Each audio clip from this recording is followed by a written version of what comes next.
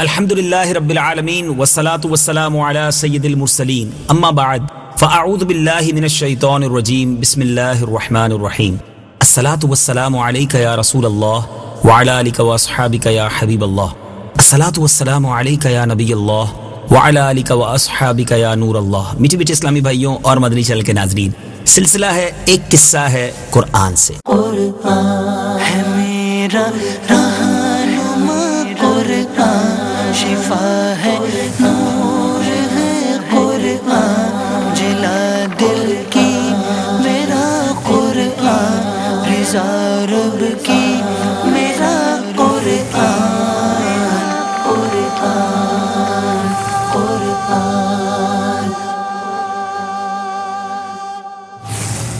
آج کون سا قصہ سننا ہے؟ آج 4 عورتوں کی بات ہوگی اور ان چاروں کے واقعات بڑے ہی عجیب و غریب ہیں۔ کچھ نے تو ایسا مقام پایا کہ عقلیں حیران ہیں، اور کچھ نے بہت کچھ پا کر بہت کچھ کھو دیا۔ جی ہاں، عجیب و غریب واقعات اور عبرت انگیز واقعات ہیں۔ حضرت نوح علیہ السلام کی زوجہ جس کا نام تھا واحلہ، اس کو ایک نبی برحق کی زوجیت کا شرف حاصل ہوا۔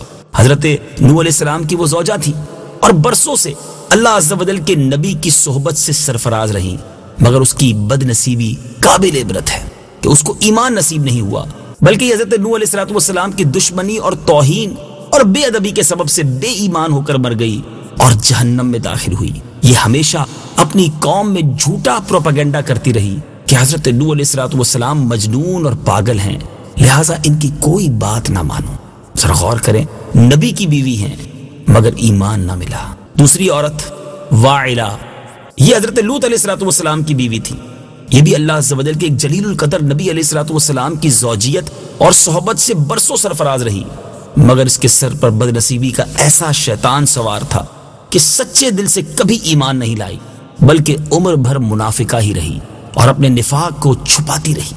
جب قوم لوط پر عذاب آیا اور پتھروں کی بارش نازل ہونے لگی، اس وقت حضرت لوط علیہ السلام اپنے گھر والوں اور مومنین کو ساتھ لے کر بستی سے باہر چلے گئے تھے۔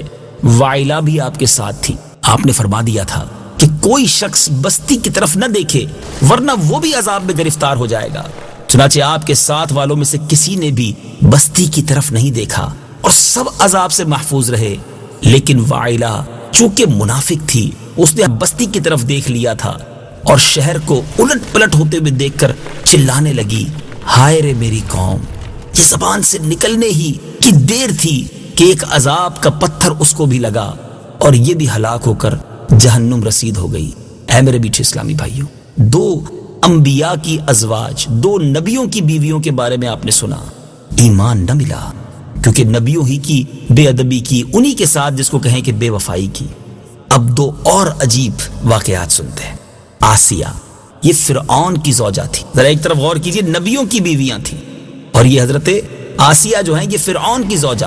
فرعون تو حضرت موسیٰ علیہ السلام کا بدترین دشمن تھا، لیکن حضرت آسیہ رضی اللہ تعالی عنہا نے جب جادوگروں کو حضرت موسیٰ علیہ السلام کے مقابلے میں مغلوب ہوتا دیکھا تو ان کے دل میں بھی ایمان کا نور چمک اٹھا اور وہ ایمان لے آئیں۔ جب فرعون کو خبر ہوئی تو اس ظالم نے ان پر بڑے بڑے عذاب کیے، بہت زیادہ مارا، زد و کوب کیا اور چومیخا کر دیا، یعنی 4 کھوٹیوں میں آپ کو گاڑ دیا۔ حضرت آسیہ رضی اللہ تعالی عنہا کے چاروں ہاتھوں پیروں میں لوہے کی کیلیں ٹھوک کر چاروں کونوں میں اس طرح جکڑ دیا کہ وہ ہل بھی نہیں سکتی تھی، اور بھاری پتھر آپ کے سینے پر رکھ کر دھوپ کی تپش میں ڈال دیا اور دانا پانی بند کر دیا۔ ذرا غور کیجئے، ایک عورت ذات پر اس کے ہاتھ پیروں میں کیلیں ٹھوک دی جائیں، دھوپ میں رکھ دیا جائے، سینے پر پتھر رکھ دیا جائے، مارا جائے، پھر بھی صبر کیسا تھا، پھر بھی ایمان پر عزم و استقلال کیسا تھا۔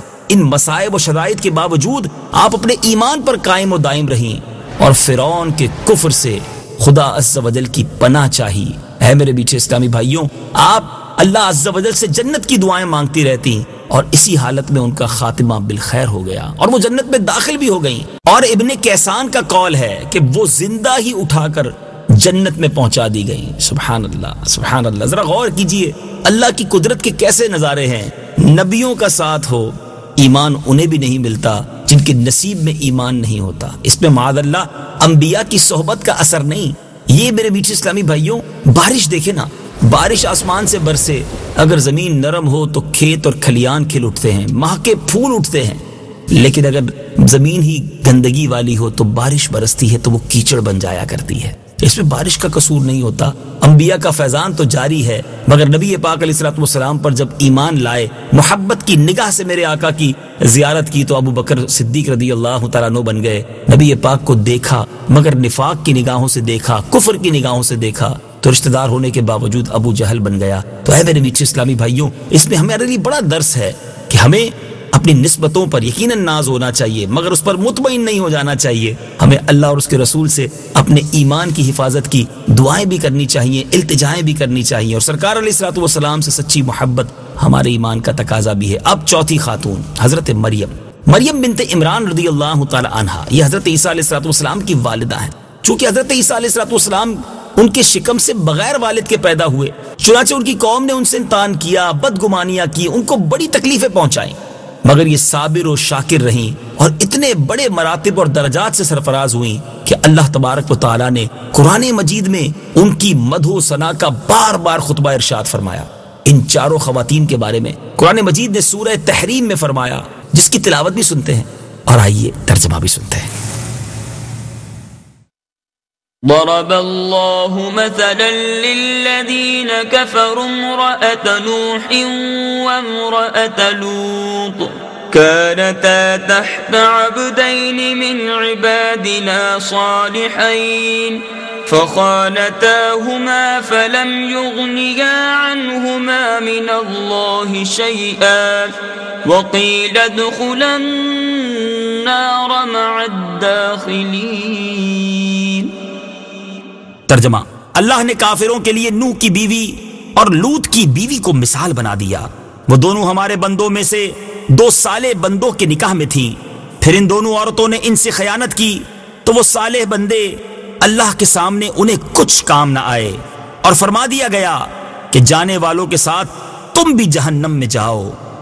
وضرب الله مثلا للذين آمنوا امرأة فرعون إذ قالت رب ابن لي عندك بيتا في الجنة ونجني من فرعون وعمله ونجني من القوم الظالمين۔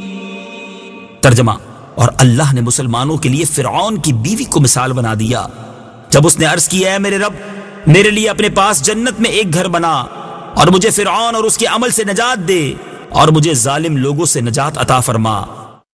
ومريم ابنة عمران التي أحصنت فرجها فنفخنا فيه من روحنا وصدقت بكلمات ربها